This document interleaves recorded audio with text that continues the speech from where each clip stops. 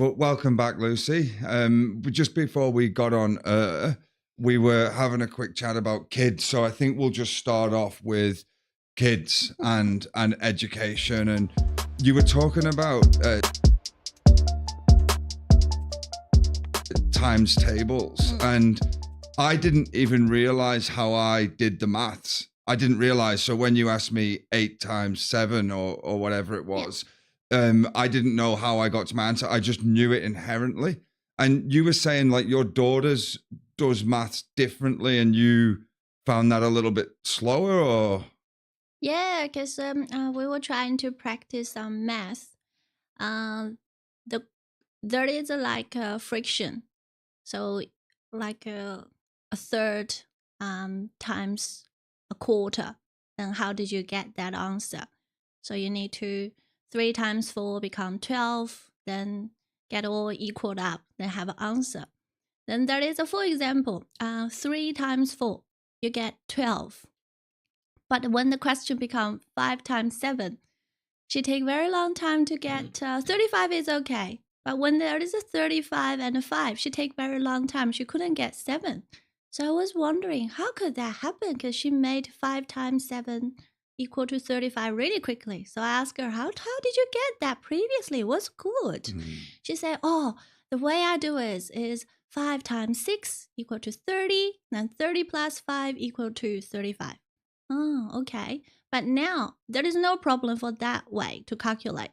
But the problem is when there is a 35 and a 5, she need to think 7. It's not related automatically like me, because 5 times 7 is 35. There's no 6 thing related in all this calculation. But for her, there was, because a new strategy. So when you were a kid, were you guys taught repetition?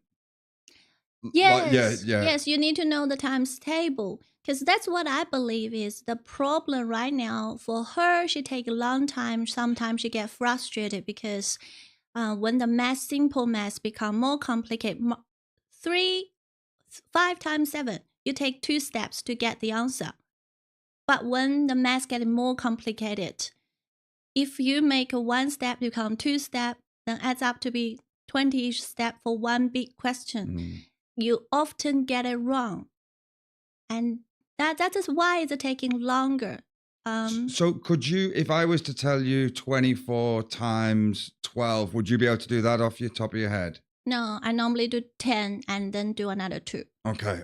That's in my head. And what about you, Ban, when you were growing up, mate? What was your maths, the calculations like? Did you, what method, do you remember what method you were taught? Yeah, no, look, we had in our regular timetables, where we would literally cram, I would know this time this, because you practice it every time, you become good at it. 'Cause Yes. anyone asks you, 5 times 7, it's already there. You don't have to think about it. Yeah. It's already there. But as I've gotten older, and I'm out of school, sometimes I just have to think about it, or maybe because of the emergence of calculators, on my phone, I don't really struggle, to come up with that. But it'd be good for kids to learn, the basic timetables. That's how they become good when they do that. Yeah, it's not just timetable. I think need to be a division too.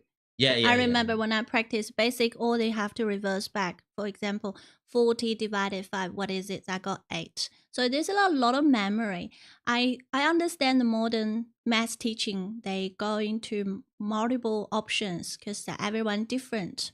One way to teach is not the correct way. We need to fit in everyone's personality and their brain.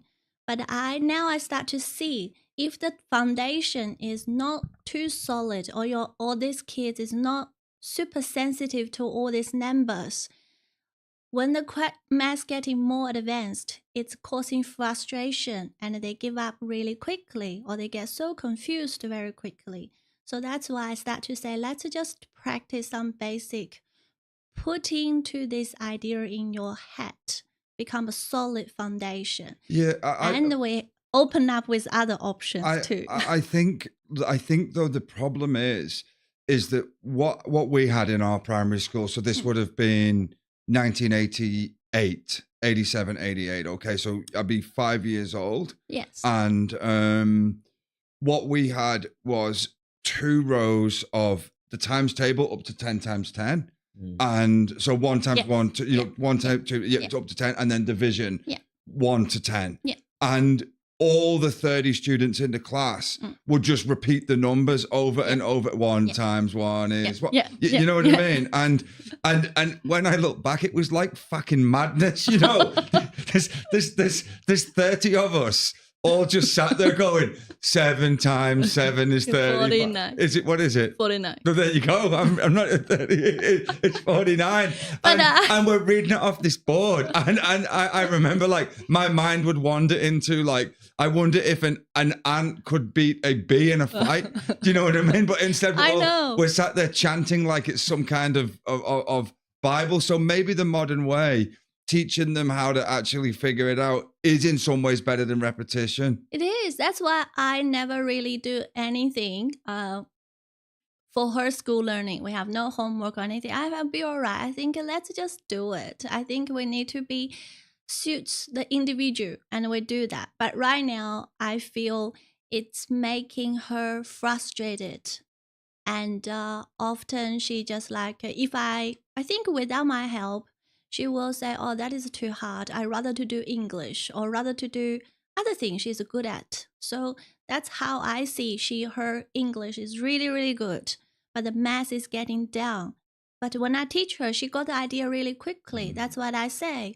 If you are not smart with a math or not sensitive to math, I will not bother. I will not push you. But you are actually quite sensitive. You got the idea very well.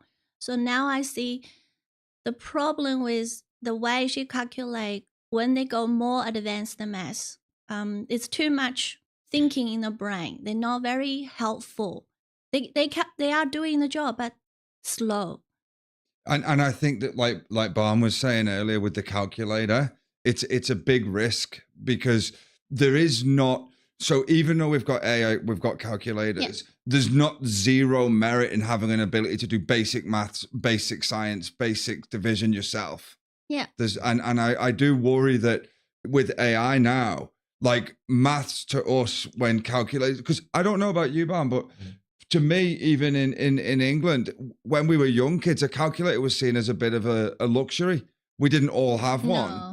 Did you all have one in yours? Only until middle school. Yeah, that's what I'm saying. Like a high school. In the infant school, we didn't have calculators. No way.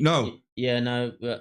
I mean, for us, we did A levels, so you would have calculators on the last 2 years of college, like. Oh yeah. 17, 18. Lower and upper 6. I think that's what you. But not in the infant levels. You know, like when you're. I wonder now, because of phones and stuff, if the kids are actually using calculators more, whereas it wasn't even a concept I had until I was older. Yeah, and I've been reading all these books about the numbers. To be honest, when I'm reading all this, because they are English, Chinese are different, I feel like I brought all the dead memory back to life. But I remember that how I study, what I study, and it's still in my head. They're not going away. I just forgot. But then when I read the book, I say, yeah, that is over there.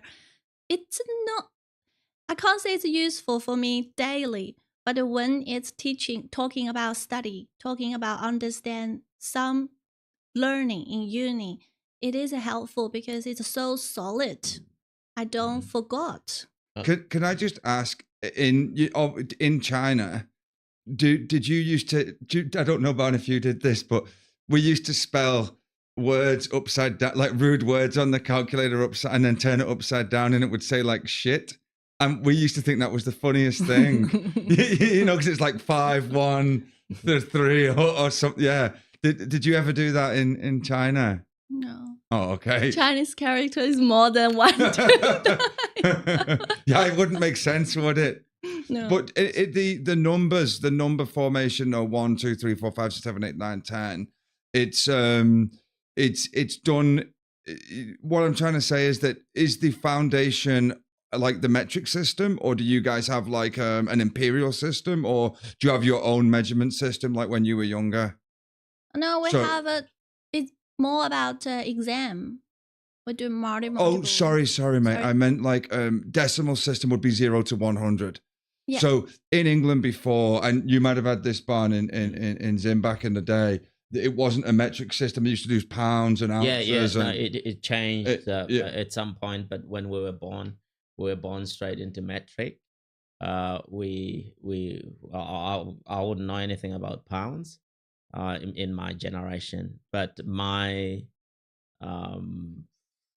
fathers and everybody was measuring in pounds. And Yeah. What did you guys measure? So when I was a kid, though, Bon, believe it or not, we still use quarter pound, half pound, and it was an ounces. So, for example, you might get like 10 ounces of ham, and now I'm so brainwashed into after moving to Australia, I'm so brainwashed into the kilos, and it's so much easier. But even like when someone asked me my height in Australia, I had no idea. I was 188.5 centimeters. I was always 6'2". Yeah. I always weighed like 18 stone instead of 115 kilos, Yeah. And I think that even though but in England, we also still now use miles instead of kilometers. And I think that. It's a difference, is it? Oh, yeah. So it's the old imperial system, which I think it dates back to like ancient Rome or something. But but the modern system, the metric system instead of the imperial system is so much easier. What I was asking, sorry, Luce, is in China, what type of measurements did you use it when you grow up? Use meter, centimeter, kilogram, and not officially. Will at home or in a fresh market, you will use a Chinese measurements. Like a 10 gram is 2 两. So you can say something like that. 500 is a jing. So you'd say half jing of this meat. People know it's 250 gram. Yeah, but it's only very like a daily life. But if it's on the paperwork, it's always kilogram. Yeah. Okay. No ounce. I really can't understand ounce. I take very long time to look at ounce, and I'm wondering. Okay, that's why American people is really struggling. I will struggle. Yeah, but but again, their dollar is decimal. Yes, and so it's weird, man. Even now, I actually can't go back to. So like we were talking about the calculations before, I can't go back now to pounds and ounces because kilos and grams are so much easier. But even now, sometimes I'll ask when the electrician comes or the plumber comes, I'll say, "Oh, it's 18 feet," and they look at you like you're a lunatic, and they often take the piss out of my tape measure because it's got inches on it. But it's really weird because I know what 18 foot is, and so I don't really think of it like, I don't have to think about it. But meters is self-evident, like 0, 100. Yeah. But the subway is 1 foot long. Oh yeah. Is it? There's still 1 foot. I was taking a while to think. I was thinking it is whose foot they are talking about. 1 foot. Okay. I guess it's we just leave the measurements alone. Is it a bit difficult for you, Barn? Yeah, it's a bit difficult for me. The feet and 6 feet and whatever. I was brought up in metric and centimeters, and that's I don't find intrigue in talking about centimeters and whatever. And an inch. Yeah. So I just wanted to direct this question particularly to you, Luz. Yeah. Motherhood. Of course, you're a mother. Yeah. And I just want to see that transition from the time you were a girl, and up to a point when you have your own child. Your relationship with your child, and was that period a period that you loved so much, or you resented that. What was your take, on motherhood? Okay. I think for motherhood, someone said motherhood is a nature. I'm not really sure. It might be some nature in me, but I feel this motherhood is the first time learner experience. Once I tell Olivia, that's my daughter, I say, Olivia, you are the first time to be a kid. Just let you know, I'm the first time to be a mother. So if it's in licensed way to talk, you are L and I'm L too. Let's just help each other because I have no idea. And we both have no idea. But I am really pleased to have Olivia. I did tell her the first 12 months I don't really like her because I feel there's a lot of taking. It's not much giving. Then she start to talk. She start to show more. And I start to realize the love the kids give it to me and the way they make me feel is very different. They love me unconditionally. And they make me want to be a better person. I think that's very true. And so I do enjoy to have a kid, but personally I think one is enough. I don't want to have experience over and over again. So I think kids not sleeping is very difficult for me. this brings me to this question. So you're telling me that you do not want to have that experience over and over again. So the experience wasn't desirable, was it? It is a good. It is Now good. I understand. So Why don't you want to repeat the experience? because if I know, I don't think I want to know again. Because what I have right now, I think it is really good. And life is limited. I use 10 years to raise the kids or spend the time with them. I have to say, when I have a kid, I have to reduce the hours. I take the position or try not to go higher position just because not really can't spend that much energy. Occasionally, I look at the other colleagues who has kids when they are teenager. We are the similar age, but they can go full on. So I feel like, okay, it's a little bit like you have to step back. I would say that for me, I had my children young, and now that they're older, I'm looking forward. Whereas you've got 4, haven't you, Barn? Yeah.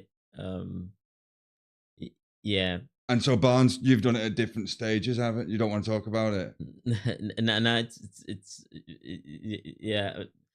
Yeah, no, I'm in the 2 younger ones. That's yeah.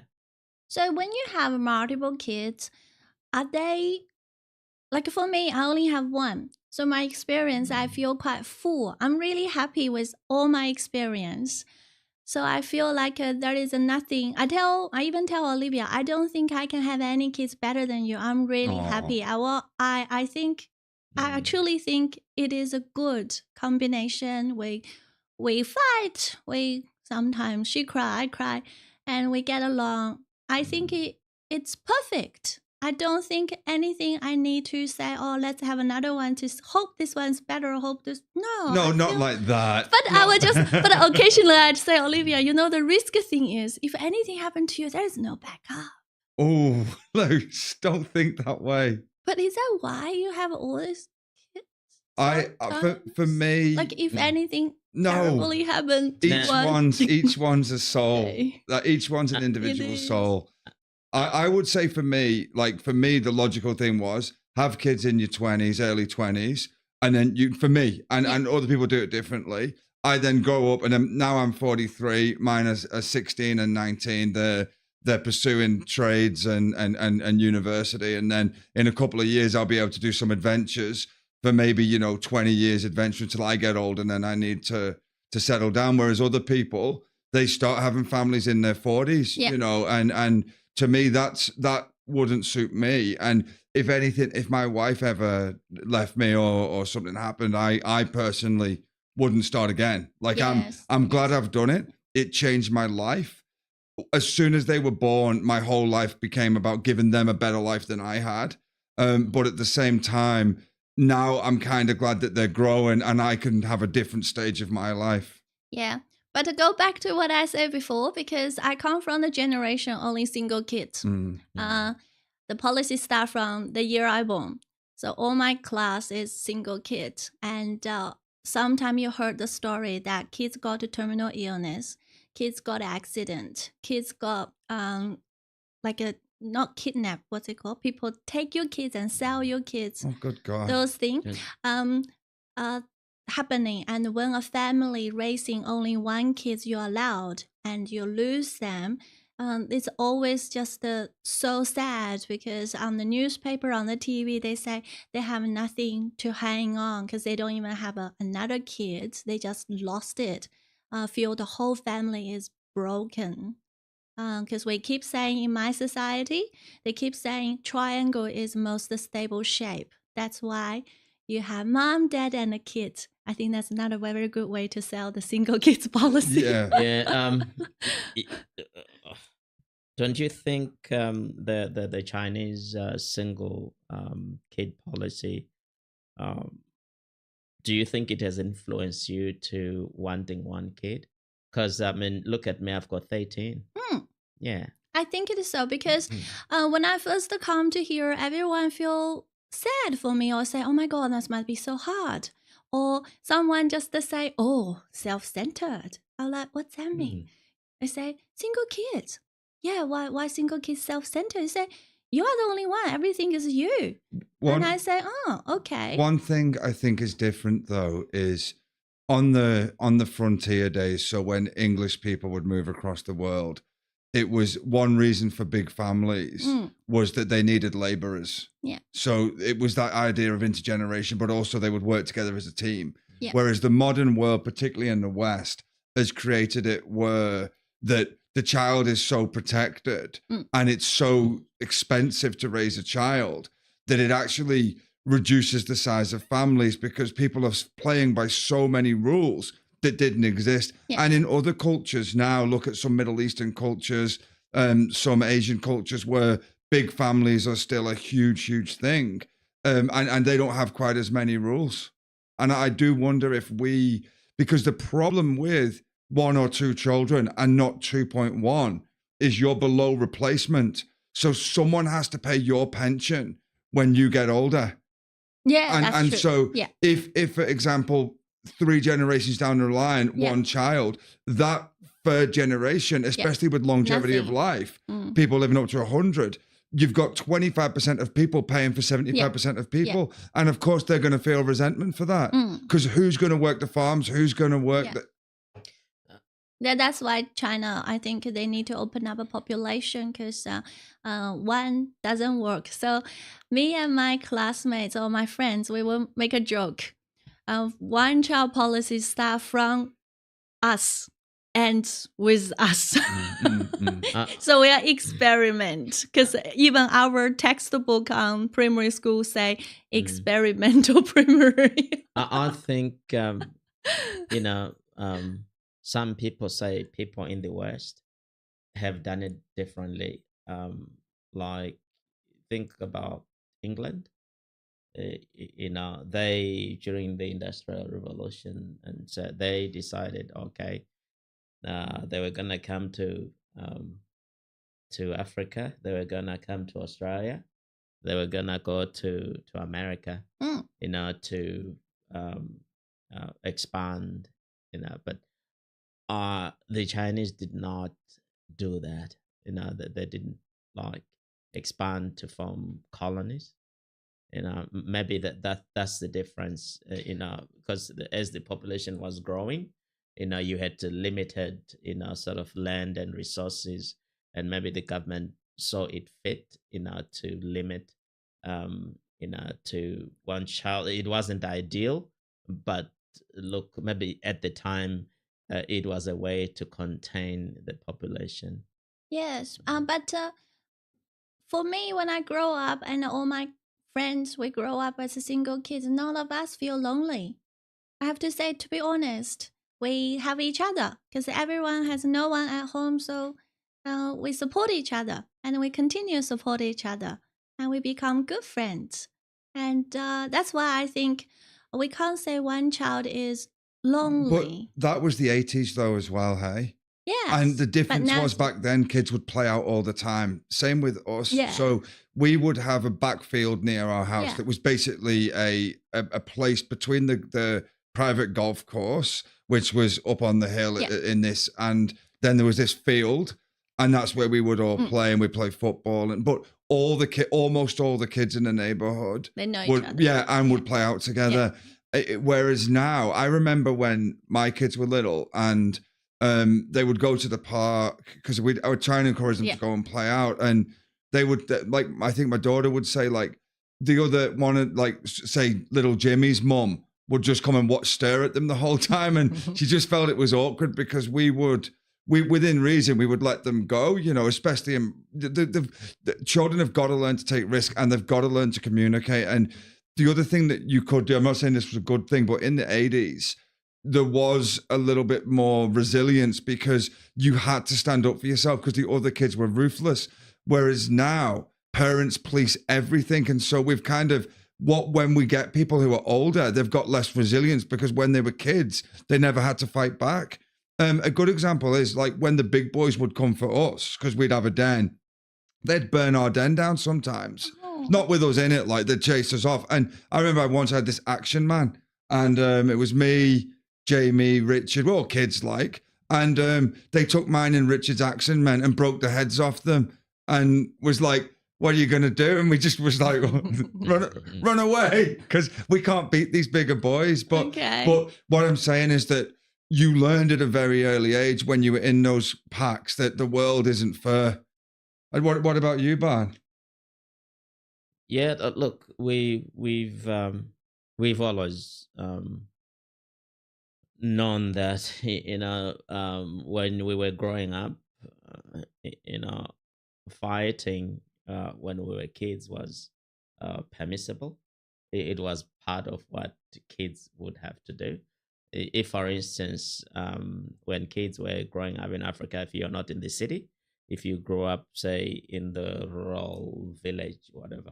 I grew up in the city, but from school holidays, I would go to the village, the kids over there look after cattle and goats or whatever. Yeah. So, because the reason why they look after them is it's because people have got farms where they till crops, and they do not want your cows or goats going in there and eating the crops. So you have your kids look after the cattle in a paddock. Yeah. And so when boys congregate, we sometimes the bigger bullies would make the other little ones, they'll like have boxing matches while they washed. And you wouldn't even go home and tell your parents. So sometimes you'd go with a sullen eye, and then they'll say, "Oh, what happened? And so beat me," and they laugh at you. So that's how it was, as compared to what it is now. So I'm never that tough. I Yeah. think I have very peaceful and friendly neighborhood. It's I- a little street, and very typical things is you play, and we don't have a phone, we don't have anything. So how you know your mom wants you home is your mom yelling on the little alley, say, "Lucy, come home for dinner." Or she grabs on, "Tell Lucy come home for dinner." And the words will eventually come to you, and you go. So that's very typical. If you hear someone to say, "Someone go home to dinner," you see that. Your mom tell you go home for dinner. It was definitely a different time, Mm. and it was a better time in many ways. There's a lot of things better now. I mean, a good example was that we had one guy, and I don't know when you were kids, Barn, but when you were kids, Luce, but when I was a kid, there wasn't as many overweight children than there are now. No. And I'm not saying it is what it is, but we had one overweight kid in our group, and the big boys would love to chase him because they would say, because he was, and And I remember once they put him in a chimney and we upside down, and they said it's funny because he's fat, and it no, it's not funny. But so he was there with his leg sticking out the chimney, and we couldn't pull his legs out, so we had to call the fire brigade to get him out the chimney. And of course, the fire brigade was laughing as well. And it was just a different world back then. But the big boys were, but with that one, a couple of the dads went and found the bigger boys and was like, you can't do this. You know what I mean? Yes. This is too far, putting kids in chimneys. And Yeah. but the big boys said, and I think it's not a good thing, but it definitely, what it taught you that I think the modern world pretends doesn't exist, especially in the West, is that wolves walk amongst the sheep, and we protect kids from that. And then when they get older, they don't necessarily know that there are predators out there, because at the end of the day, we're just animals. Like I don't know. I feel my dad always tell me if something is not right, you can't fight, because I think he see me as a girl. I also see myself as a not strong one to fight. He tell me you can walk away, you can avoid it. So that has been the same thing. If I see people, for example, if you guys start to fighting, arguing, and if I'm not involved, I will step out. I will choose to step out of this situation. That's what I'm trying to do. And in my whole life, I never get bullied. Occasionally happen in Australia, but I've heard very rare. I've heard that in China, though, bullying can be quite bad. Oh yeah, but I get used to that. The level is slightly different. Like for example, when I first started in theater working, the manager, once I did something not good, I couldn't remember what, but all I remembered is I was in the room getting ready for today's operation, and she was yelling at the opening of the theater room, that is far away. She was yelling my name so loud over her lung. I'll be like, oh shit. So I just run to her and say, yes, what did I do? So she said everything. Everyone heard that. And at that time, I'm like, okay, I feel sorry. But actually, the same thing happened in Australia, which I was really feel hard to take, because I believe Australian has a higher standard, not from the manager, from the other people when I'm helping with, not in theater, like can you send out Just to help? Yeah. I was really shocked. I was like, how could you treat a like colleague like this? But back home, my manager didn't mean that way. She just say something so I can learn. Yeah, it's like there is a kindness in it during the whole conversation. But when the bully really bully you, there is no kindness. There is no help. They took 100% or 120% just talk you down. One thing though that interested me is that response that you elicited, that dread. Yeah. And that feeling is actually an adrenaline response that is designed for when we used to fight saber-toothed tigers, millions of years ago, 100,000 years ago. And it gets triggered when there is no life or death threat. And the one thing with the modern world, this is the world, this is not any given country. They've created money out of nowhere that then they pay us for our time with fiat currency that's not based on gold, it's not based on anything. And then they hold that money against us that we can use to exchange for goods or services. But then they can just devalue the currency. Yes. And through inflation, you end up always chasing your tail. And of course, real assets go up in price. And now the reason I'm saying this is that the whole modern world almost is designed, and it's no wonder more people have got anxiety, no more people have got depression, because you're always chasing something. And the response you had, the physiological response to a non-violent threat, is because there is always the threat that they can take everything away from you. Yes, I think I understand what you say. These days you feel, I just tell Olivia today too, just think about the money.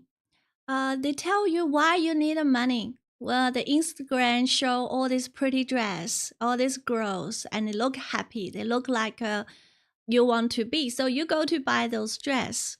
Then you're not saving any money. And then they tell you, it's a good to have your own house because that's a secure, that's a sign of successful.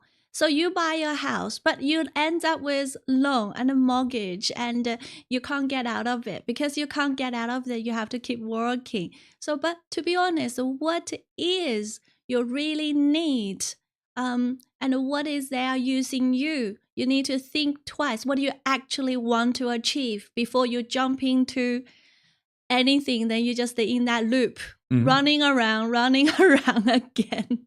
Yeah. I mean, what's your take on that, Barn? The mortgage trap, the debt trap of the modern world?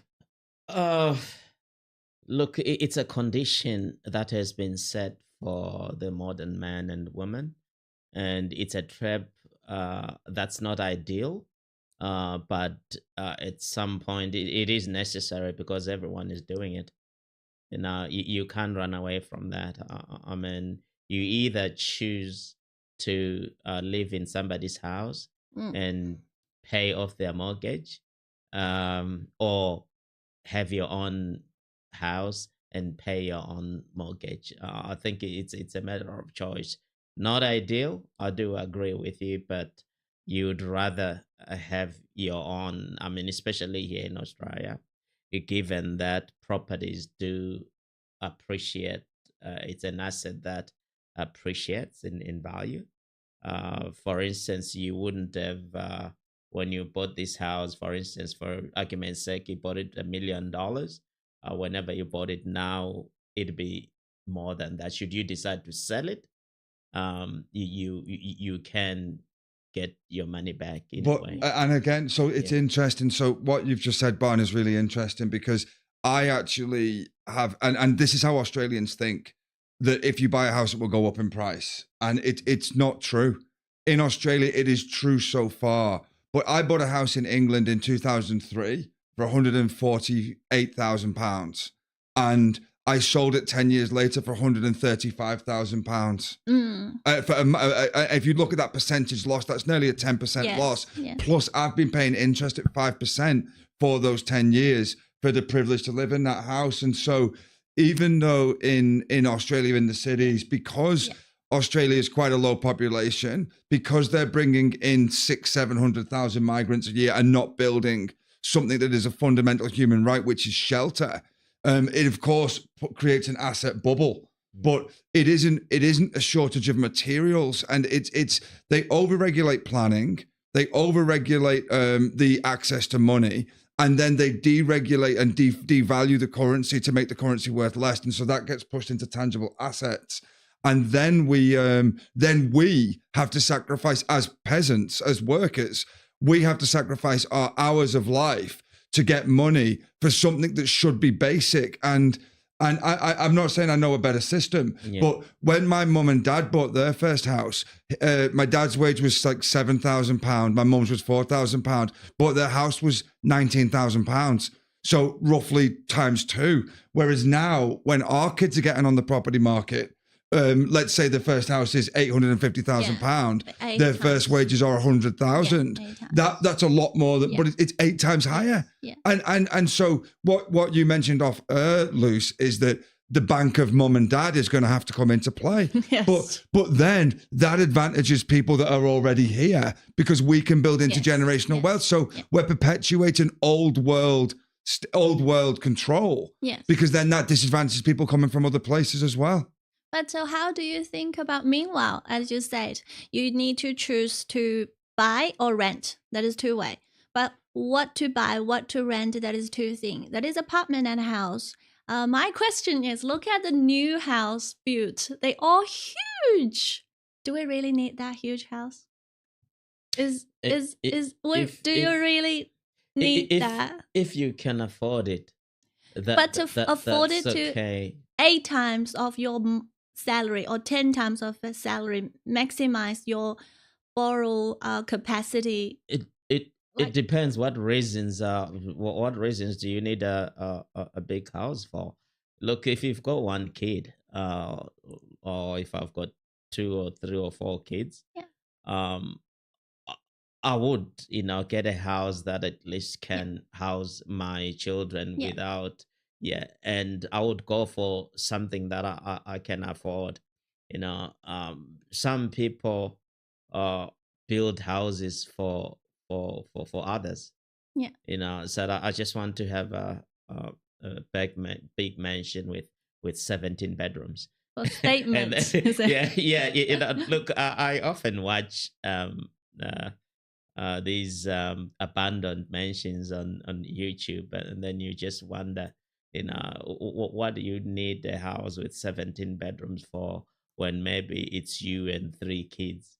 It's just boggles my mind. You're right. I mean, some people overindulge in that sense, but sometimes absolutely unnecessary. I think it is a Yeah. good hide and seek place. Your wife will take 2 hours to realize you are not there, and then take another 4 hours to figure out which room you are in. That's all right. You can sneak in a secret girlfriend, and and then she will stay in one of the bedrooms. If you've got 17 of them, Well, you won't be able to find. 50 Cent, have you heard of 50 Cent, Curtis Jackson? No? He's a rapper. Okay. And Well, he, hang on. You've never heard of 50 Cent? You need to play a song. A lot of time I know I'm a saying song. you've Is never it? heard of 50 Cent? No. Really? Your generation? What, my generation? Yeah, I mean, My generation doesn't have much international song influence. The song I know, a lot of people doesn't know. I know Carpenter. That's where I come from. They're telling me Carpenter's song for my generation, for my English learning. Yeah, no, I'm just saying. I thought people of our generation that they would know who 50 Cent What's is. who's 50 cents? I he, know he Beatles. got shot. He got shot like 7 times, and he became quite famous after getting shot. But short version is, the reason I mentioned 50 Cent is he's a rapper, and he's worth hundreds of millions of dollars. He's also an intelligent businessman, but he always tells a funny story. I think he was talking to Mike Tyson that he bought a huge house. And this guy's a tough ass ex gangster, and he said he bought a huge house, and he said that in the middle of the night, especially if his family wasn't there or his friends weren't with him, and he heard a noise at the other end of the house, he would just put the cover over his head, because he's like, I don't want to fucking know, because it was so big, and he was like, it could be a ghost, it could be. So he said he just wouldn't investigate it. So in the end, he said he just bought a 4-bedroom house again because it was just stupid. Yeah, but can you tell me what you think about recently all this new suburb? You can look at all this new suburb. The house is very, very big. So I'll be Why honest, with that? what I'll tell you is that in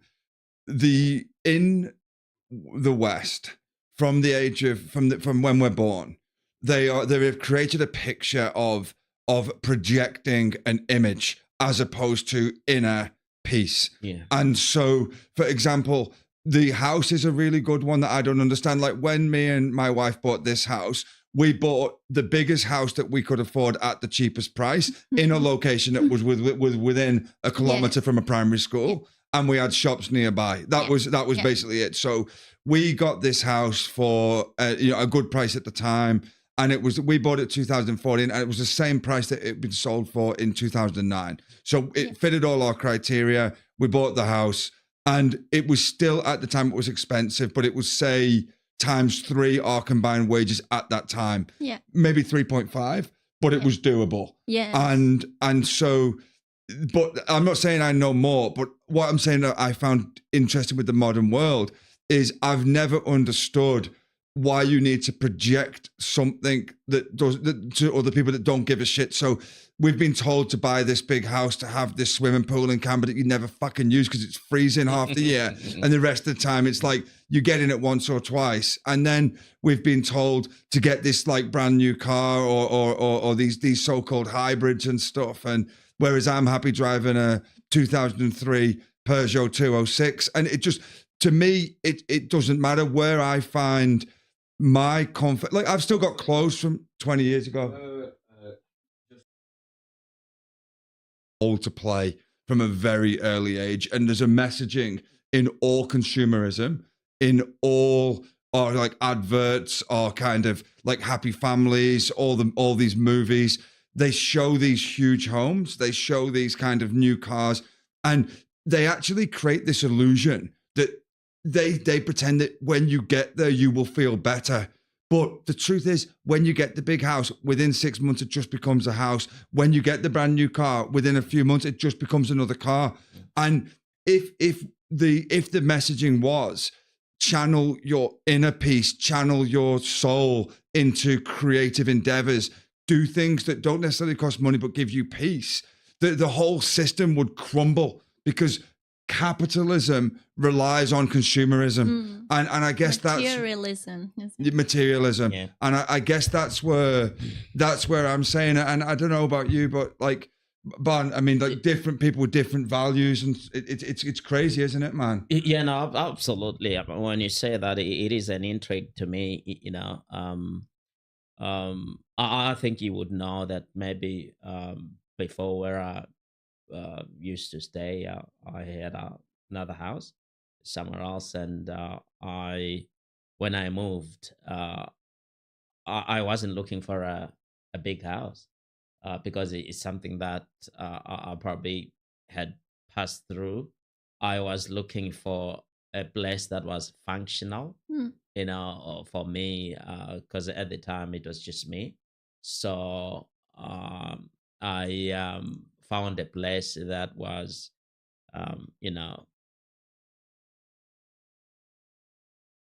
it was functional for what I needed, and I did not have any wish, to have a 17-bedroom house when I was just living mostly by myself at the time. So it was wasn't close to your workplace? no, Oh.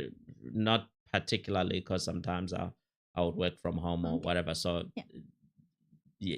yeah, look, I didn't want a situation where, imagine if I was, say, living by myself, and then I bought a house with 17 bedrooms, which I couldn't afford, so I would have to, work at night at Coles packing shelves, uh, to be able to afford The a mortgage with Yeah. 16 bedrooms that nobody lives in. Yes. And then I'll literally be using one.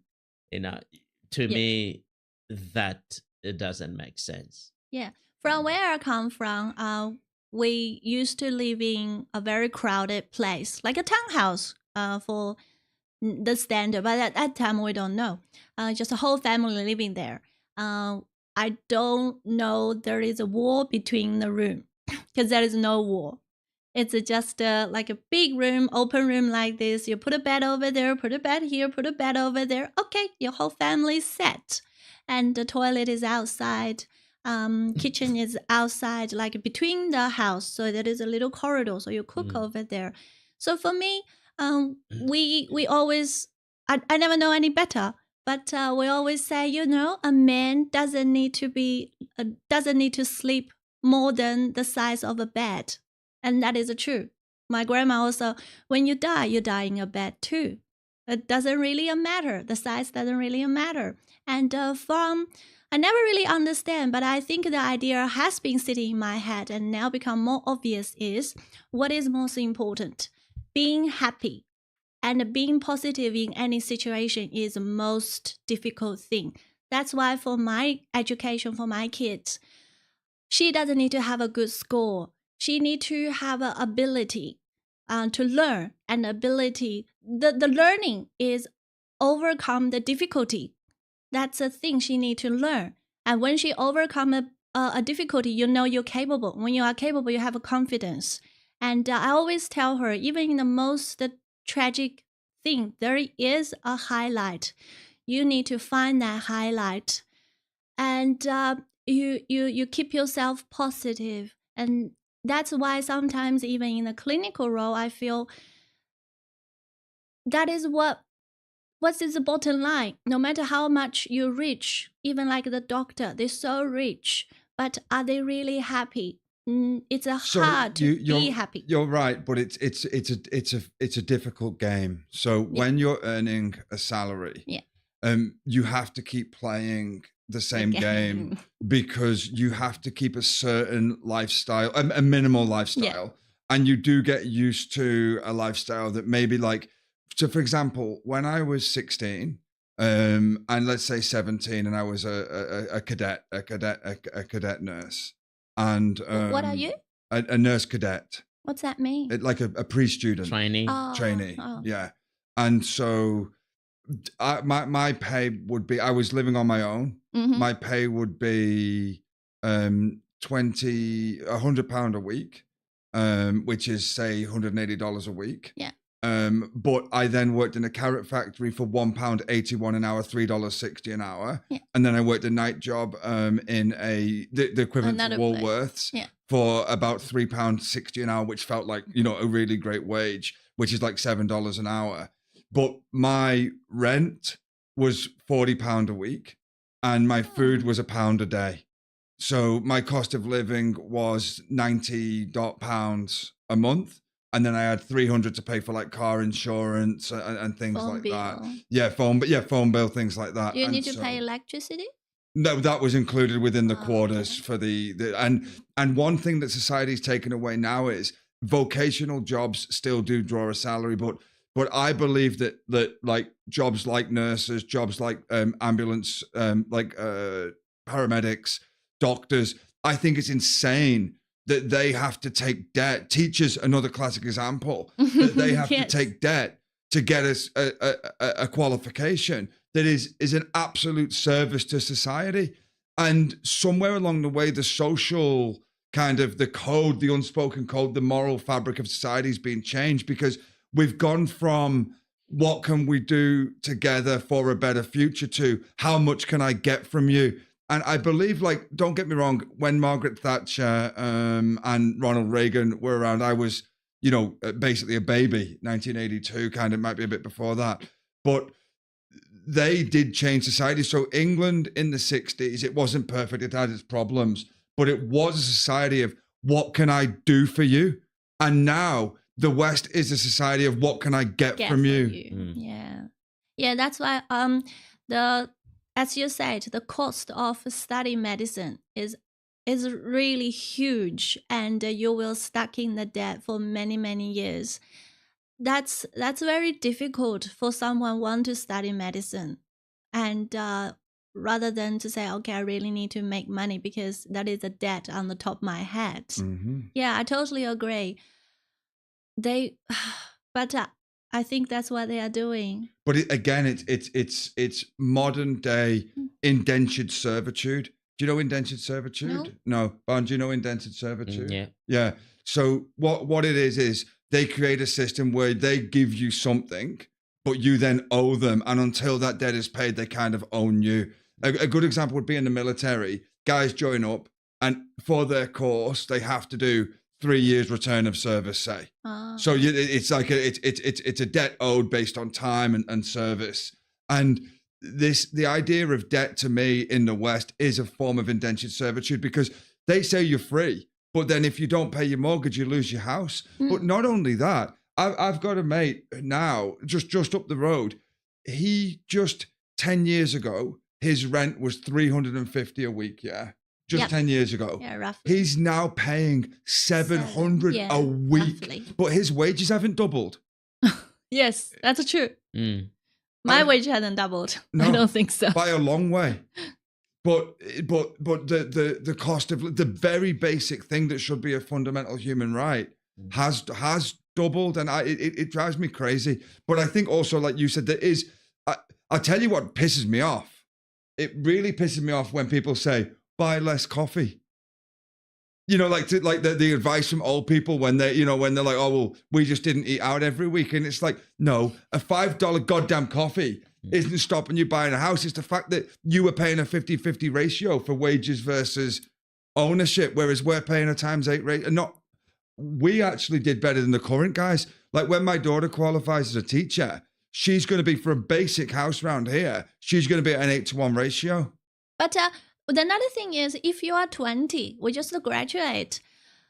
for me, from my own personal experience, I want to travel. I want to experience something else. I maybe want to shopping more because when I'm a student, I have no money. So I buy more things I was really want to buy for a long time. There's no condition right now. Condition is there. But if you say, okay, now you're making money, please save it. What is life? You have no experience. You have to Yeah. experience a life, and that is a cost. And you have to make choice which one goes first. Yeah, But I'd rather to go experience than I think security. I think you need to find that balance Yes. because life is fragile. You know, you also need to, you know, save a little bit money for the future. You know, given our situations that we are parents, you know, sometimes it is important sometimes to just have a little saved, but at the same time, do not forget to live Yes. because that's the only life that you have. At some point, if you need to go and buy a beer, you if you can afford it, do it.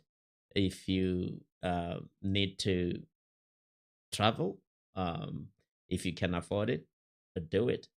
You know, because being a miser isn't going to help you because you don't forget that at some point we are all going to kick the bucket.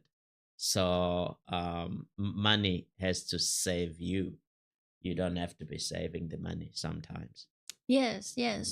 I know. It's really just that's a debate. You never get the answer until the end of my day. Where when you meet the maker. Yes, but you know, that is the thing I believe at the end of my day. I've had a very clear picture from what I learned in China. At the end of my day, I want to look at the life I have went through and I feel no shame. I feel I didn't do anyone wrong and I think I treat myself responsibly. And that is all I want. I So don't I mean I understand this is where though that it's a real difficult one, and I wonder if like because what you've said is not inherently wrong. Yeah. But at the same time, if we don't save and we don't build, Yeah. and then something comes up, other people Yeah. suffer Yes. to pay for my mistakes. So whether that's myself, my money that I've saved, whether that's my children have to step up and pay, whether it's we have to sell the house to pay for it, Yeah. it's or society has to pick up the bill for other people. So for people like, for example, people that are very reckless, let's say get drunk, jump headfirst into a swimming pool and break their neck. Society then pays for their care for the rest of their life, but it was their mistake. And I don't want to be in a society that doesn't do that.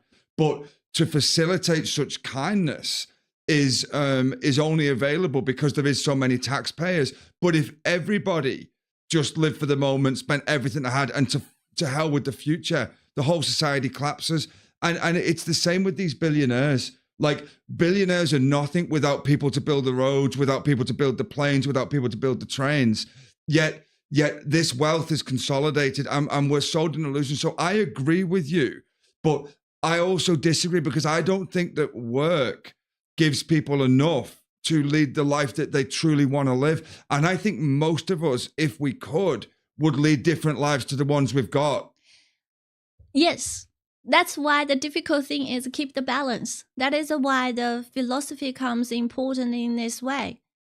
Because the balance, you might be get a moment, you can't get them all the time. That's how I think the stress coming from. You maybe get this moment right, but the next moment might lose a bit balance and you need to manage to shift it back. But yeah, that's a thing. Do you feel that? That is a part of the stress of management. I struggle because I really want to build my websites. I've got over 40 books published, but I've got 10 written that I've not had time to edit yet. I've got lots of hobbies I like to do. I'd like to be better at darts, for example. Yeah. But I just don't have the time to invest in it. And I think that the allocation of your life is something like I've said this to Barn before, but I really, really strongly dislike sitting in front of Netflix for more than like an hour and a half. Do you know what I mean? Like I feel my like life force is going away. The other thing is, like computer games. Yeah. Like I hate if I play computer games for like 40 hours because they're brilliant, but it doesn't do anything. It's an illusion. It is an illusion. It's a dopamine reward system. But I wish that as part of life from a young age, they would teach people how to explore what they want to do. And what you mentioned earlier, I've done the same with my kids. I've always told them, like my daughter is actually a grade A nerd. She's like a straight A student, but that's just because she thinks that way. Whereas my son, I remember once with my son, they said to me, I got a phone call concern saying he's having difficulty concentrating. And I don't think, he doesn't concentrate well. And I was like, you do know he's 7 and he builds computers from scratch. You do know he can 3D print and he can code. I said, he just can't sit down and listen to you talking shit about history because he doesn't give a shit about that. And, I just wish there was a way that humans could, instead of being told to be like this, another brick in the wall, like Pink Floyd, just some kind of factory machine, we could actually play to kids' strengths. Because I'm telling you, if my son from a young age had been like, right, we're going to get you spray painting cars, we're going to get you engineering servers, he would fucking nail it, like absolutely nail it. But instead, they're sitting there telling him, like, I remember one time, this was my daughter, but comes home and says, we've got to turn all the lights off in the house. And I was like, why? And they were like, because the polar bears are going to die if we don't. And I was like, well, I don't want the fucking lights off. And so they're almost not just indoctrinated, they're being scared in schools. And they showed pictures of like this polar bear with its 2 cubs. I mean, who doesn't want the goddamn polar bear to live? Everybody wants the polar bear to live. But it's almost like, to me, that is not education, that's indoctrination. And we've all been indoctrinated into thinking this is fucking normal, that we sacrifice our life to get money. And what you're saying, I agree with. But I also know if I don't save for my future, that no one else is going to give me shit. Nothing. I'm not going to get nothing unless I work for it. My whole life, I've never been given anything. Really? If you need help, I will give you some help. No, but I mean in terms of no one's coming to bail you out. No one's going to pay your mortgage. No one. Yes. Like some of the people we know, their mum and dads will bail them out if they miss a mortgage payment. Things like that. Yes. Yeah, but I don't know that. Yes. Do you have people to bail you out, Barn? No, absolutely not. I mean, it's just me and me alone, and the only person that I depend on is myself.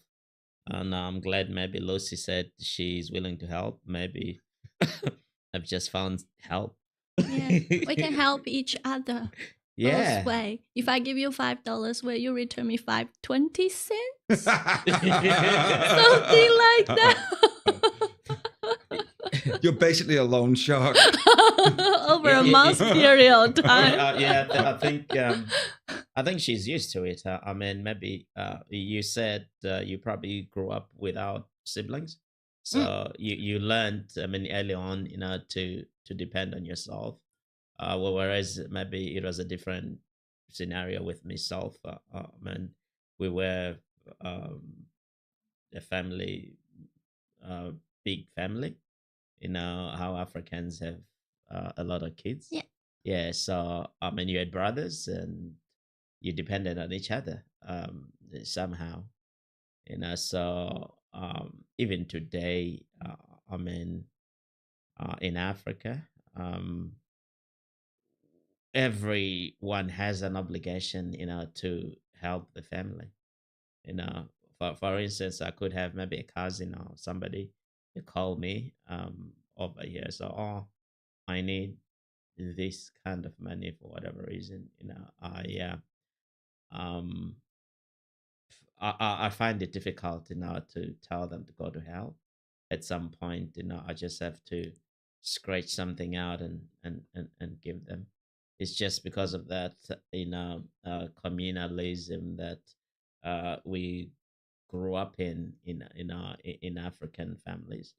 But can I yeah, just ask something on that point? Is that yeah, okay? yeah. So what I would be interested though, Barn, is that I've struggled with this myself. So because I've always been someone that what I've got is because of me. Hmm. I don't want anyone to give me anything that I don't earn. Yeah. And I'm actually uncomfortable. Say, Luce, that you gave me $200, for example. I would make sure I gave you at least equal back. At least I would try not to give much more, maybe slightly more, but never less, because I don't like taking it. But let me just ask this. So this is where I struggle. So Mm. if a man, so say for example, doesn't even need to be Africa. Yeah, let's just say like Yeah. a family man has never ever like thought about his future. So he doesn't have a house, he doesn't have a car, and then he sends his son or daughter off to work and then expects them to send money to pay for his life and his family. I mean, to me, Barn, that's not comfortable for me. Yeah. No, it shouldn't be. It shouldn't be. I'm only saying if the things are changing now. I do understand exactly where you're coming from. I mean, obviously there will always be a difference between you Western folks and us. That's what I'm just trying to extrapolate here. That it's a little bit different over there. Things are changing, but there are people with those kind of expectations that they would expect you to help them just because you're related. Yeah. Yeah, and that could be just the come from the family, but as you said, it's not always ideal. Yeah. Yeah.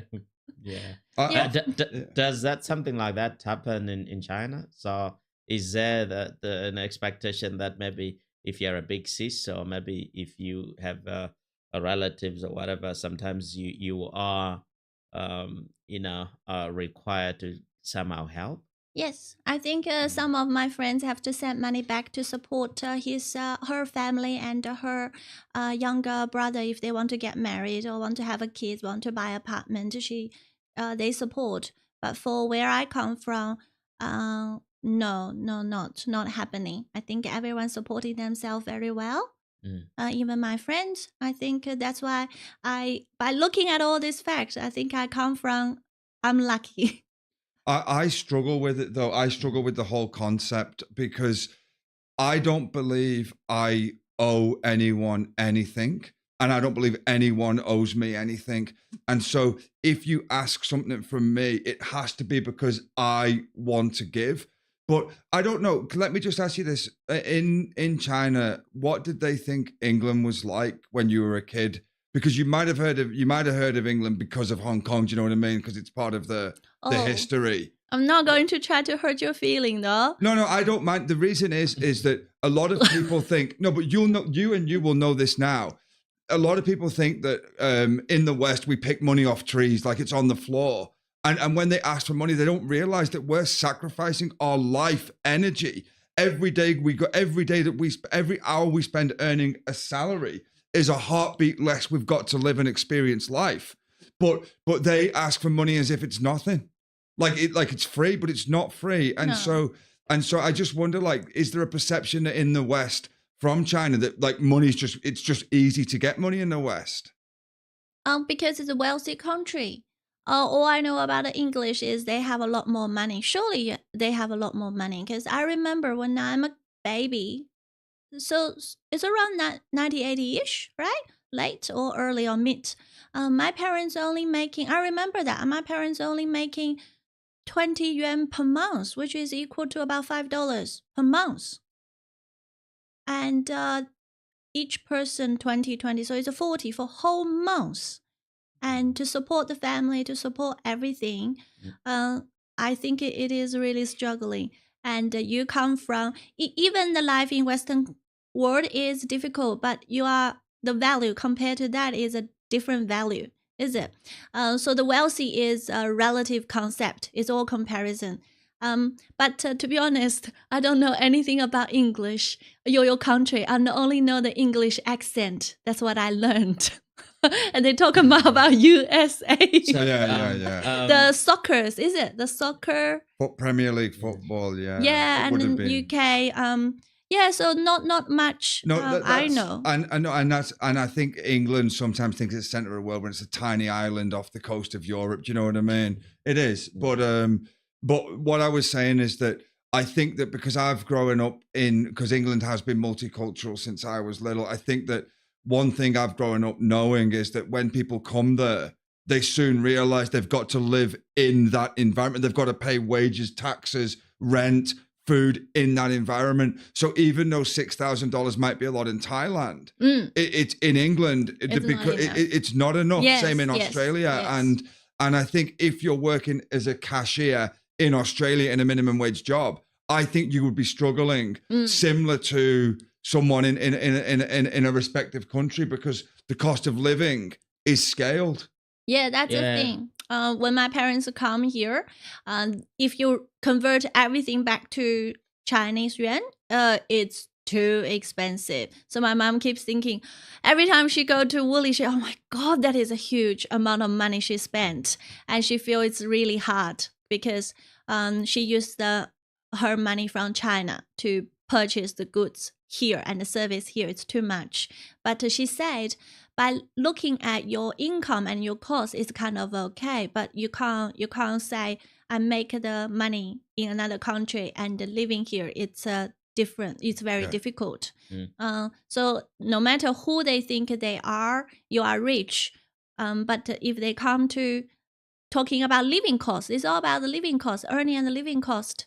I don't think we are that cozy. What I will say for me is that what I really like of Australia is that, and I can't speak for the whole of Australia, but for where we live, is that there is not a tendency towards violence at a very quick level.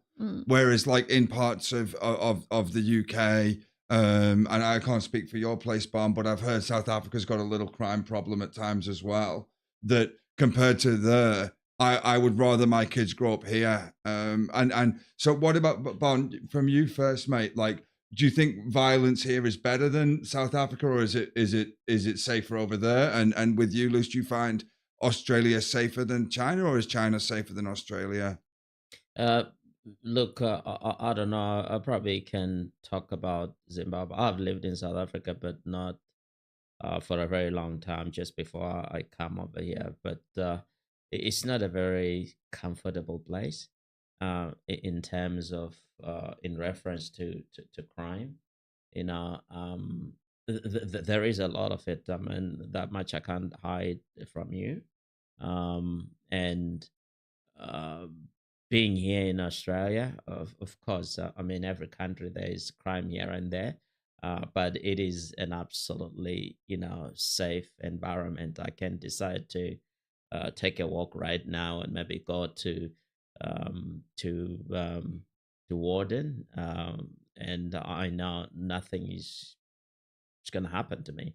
And whereas it could be a different story, say in some parts of, in Southern Africa where I come from, sometimes you might not feel very safe, to walk at night. Yeah. I think that is mainly caused by, poverty. Like Lucy was saying here, it's a wealthier country. Of course, you do get people that have a tendency for violence, but it's not a hell lot of them. Most people are tucked in their comfort at 10 p.m. You don't have people roaming around, looking for, I don't know. So that's the difference. I would say categorically that Australia, with particular reference to Canberra, is quite safe, compared to the part of the world that I come from. Yeah. When you're talking about you're going to right now going out, have a walk, nothing going to happen to you. But in my head, I had a laugh. I was thinking, due to the current lighting situation on the street, nothing happened to you because we can't see a thing. If you're going out right now, you merge to the background. Yeah. I don't know about that. That's But from where I no, come, there's always a street lighting. I try to wear a white shirt okay. or smile. Not the orange or yellow one is okay. It's just a joke.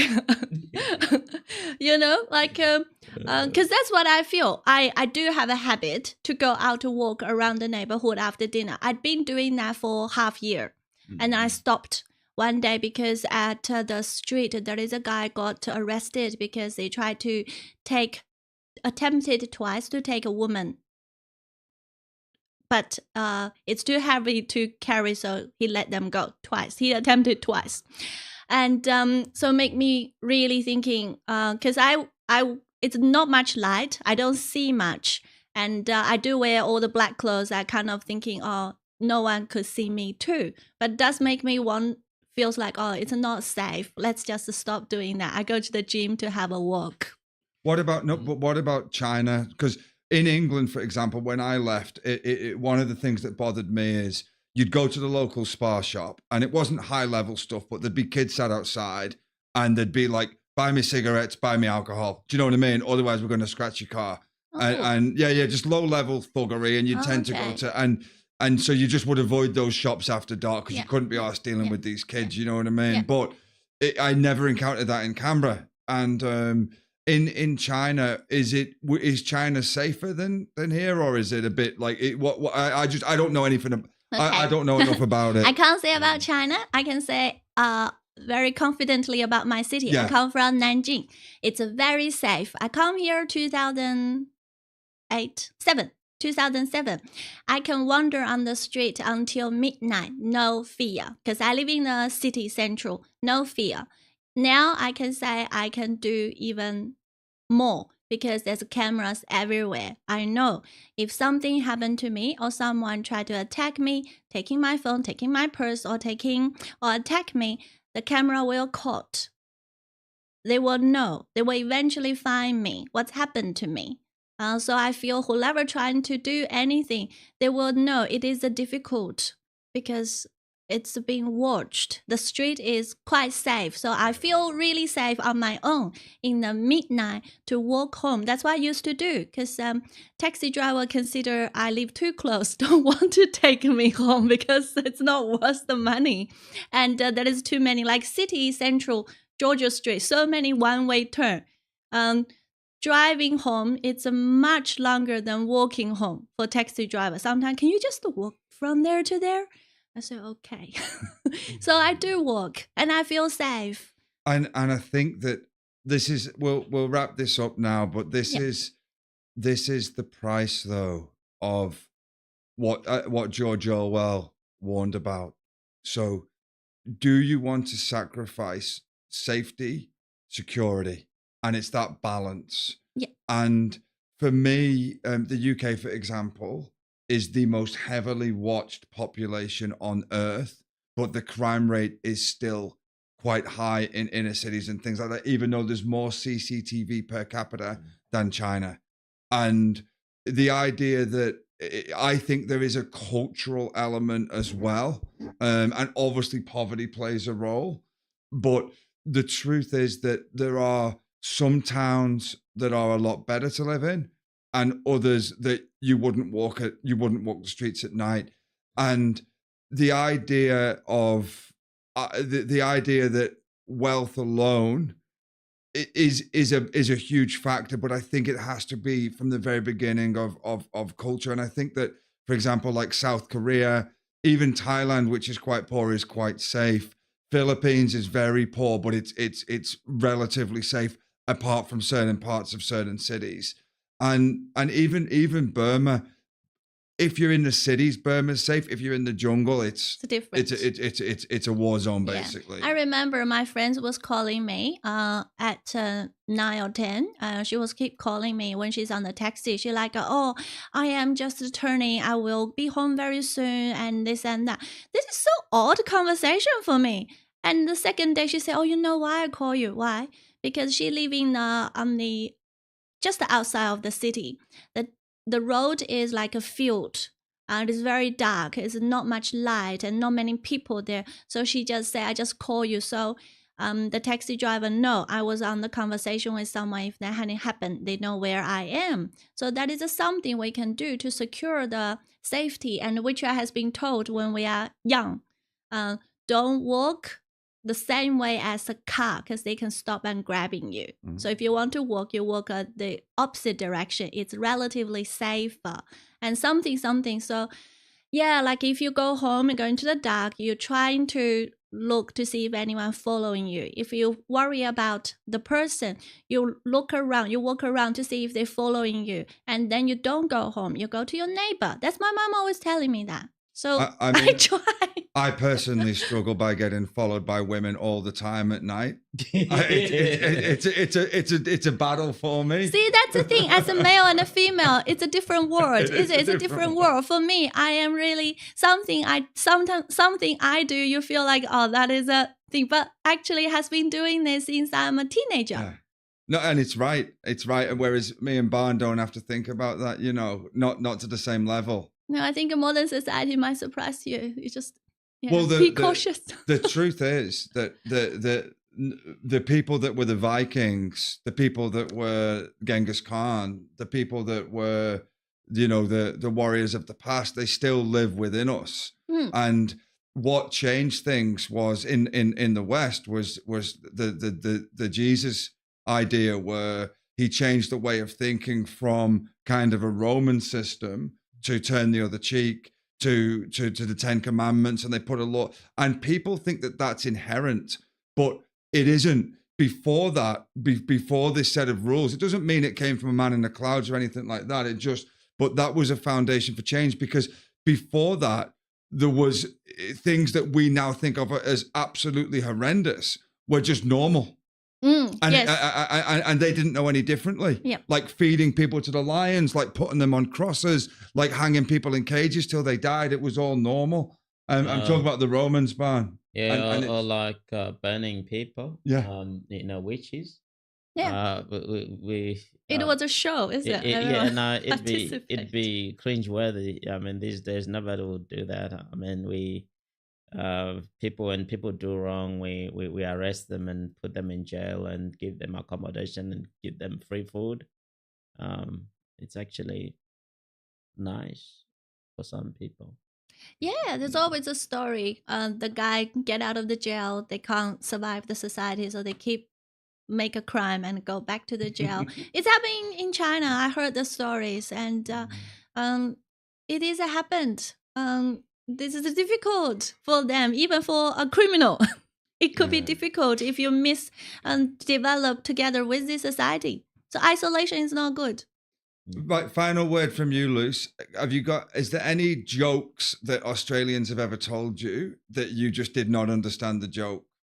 I think a lot of times. Is there any that you can remember, or not off the top of your head? No, I can't remember. But if I do, I write down next time. But I have to say, this situation a lot of time, when everyone's laughing, I'll be like, what is that?